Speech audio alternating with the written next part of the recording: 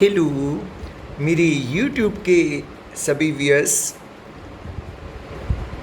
समस्त गूगल परिवार, समस्त यूट्यूब परिवार, समस्त सेवारत यूट्यूब कर्मचारियों, आप सभी को मुझ दिनेश खुल्लर का मेरे चैनल ट्रू लाइफ सॉन्ग्स पर बहुत बहुत स्वागत, अभिनंदन व नमस्कार। व्यूअर्स, मेरी तबीयत ठीक नहीं है, उसके बावजूद मैं अपना सतत प्रयास करता रहता हूँ।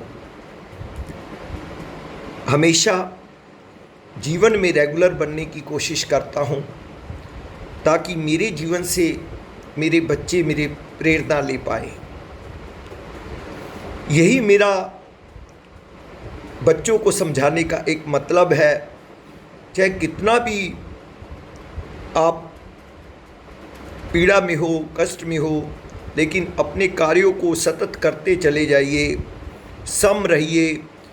गीता के उपदेश भगवान कृष्णा को हमेशा आत्मसात करके रखिए तो सफलता आपके साथ बनी रहेगी। तो व्यूअर्स, आज की इस स्पोकन क्लास में मैं आपका पुनः स्वागत करता हूं। व्यूअर्स, गला मेरा ठीक ना होने की वजह से थोड़ी सी आवाज़ में डिस्टरबेंस हो सकती है, उसके लिए पहले से क्षमा चाहूँगा। व्यूअर्स, आज का जो मैं इंग्लिश स्ट्रक्चर आपको देने जा रहा हूँ वो है हैज और हैव में से एक लगाना है, प्लस बीन प्लस नाउन और एडजेक्टिव, कुछ भी आ जाएगा। ऐसी रचना के वाक्यों के अंत में नाउन या एडजेक्टिव पीछे आता है व्यूअर्स। जैसे अब यहाँ पर और साथ ही उसके साथ रहा है, रहे हैं, रही है शब्द आते हैं व्यूअर्स। अब जैसे मैं एक वाक्य बोलता हूँ व्यूअर्स, वह व्यस्त रही है। अब देखिए व्यूअर्स, इस वाक्य को बड़े ध्यान से समझने की कोशिश कीजिए और इसके ऊपर पूरा ध्यान केंद्रित कीजिए। अब हम ऐसा वाक्य कब सिचुएशन में मिलते हैं, वह व्यस्त रही है, यानी जब हम किसी को अपनी बात बता रहे हैं कुछ और उसको समझाने की ये कोशिश कर रहे हैं कि वो कोई कार्य नहीं कर पाई क्योंकि वह व्यस्त रही है, तो ऐसी सिचुएशन आ जाती है व्यस्त जीवन के अंदर जब हम इस प्रकार की टोन का प्रयोग करते हैं, इस प्रकार के स्ट्रक्चर का प्रयोग करते हैं। तो ये बनेगा she has been busy, she has been busy. मैं अनुपस्थित रहा हूँ, मैं अनुपस्थित रहा हूँ। I have been absent, I have been absent. वे सफल रहे हैं, वे सफल रहे हैं। They have been successful, they have been successful. मैं बीमार रहा हूँ, मैं बीमार रहा हूँ। I have been ill, I have been ill. वे खिलाड़ी रहे हैं, they have been players, they have been players. इस प्रकार से सब्जेक्ट प्लस हैज या है प्लस बीन प्लस आपका कोई नाउन या एडजेक्टिव पीछे व्यस आ जाता है इसके।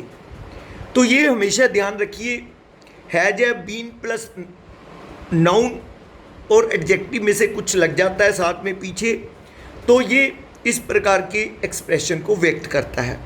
व्यस में कुछ अन्य वाक्य आपके अभ्यास के लिए यहाँ पर बोल रहा हूँ, उसको बनाकर देखिए प्लीज़।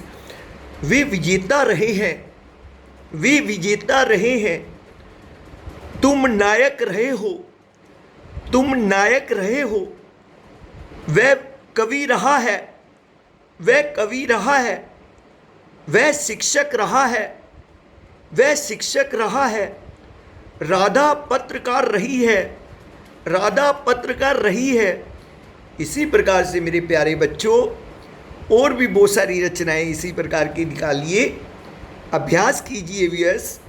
सबसे बड़ा तोड़ अभ्यास होता है व्यूअर्स। किसी भी फील्ड में आप चले जाइए, अगर आप व्यूअर्स अभ्यास करते हैं तो सक्सेस आपको सदा मिलेगी और डेफिनेटली मिलेगी व्यूअर्स, इसमें कोई डाउट नहीं है। और अभ्यास ही हमें जीवन के पथ पर आगे बढ़ाता है, सफल करता है। तो व्यूअर्स, मैं आज की कंफ्यूजिंग वर्ड के पर आता हूँ, कंफ्यूजिंग पेयर के पर आता हूँ जो आज करने जा रहे हैं व्यूअर्स। जितने भी कंफ्यूजिंग वर्ड्स मैं आपको करा रहा हूँ वो बहुत ही जनरल प्रयोग में आते हैं व्यूअर्स, और हम सब लोग जानते हैं उसके बारे में व्यूअर्स। लेकिन बड़े दुख की बात है, जानते हुए भी हम उनका गलत प्रयोग करते हैं, गलत जगह पर प्रयोग करते हैं और एक हंसी के पात्र बन जाते हैं कभी कभी व्यूअर्स। आज का कुछ कंफ्यूजिंग वर्ड भी इसी प्रकार का है, इसको समझने का प्रयास कीजिए व्यूअर्स। एक शब्द है ओल्डर, OLDER, और दूसरा शब्द है एल्डर, ELDER व्यूअर्स। डिक्शनरी इन दोनों शब्दों का अर्थ बड़ा बताती है। आप देखिए, एक मैं बोलता हूं Mohan is older than Ram, एक मैं बोलता हूं Reena was her eldest daughter, जहाँ he is my elder brother. तो देखिए व्यूअर्स, दोनों सेंटेंसेस का डिफरेंस जानते हैं। पहले ओल्डर का जानते हैं व्यूअर्स।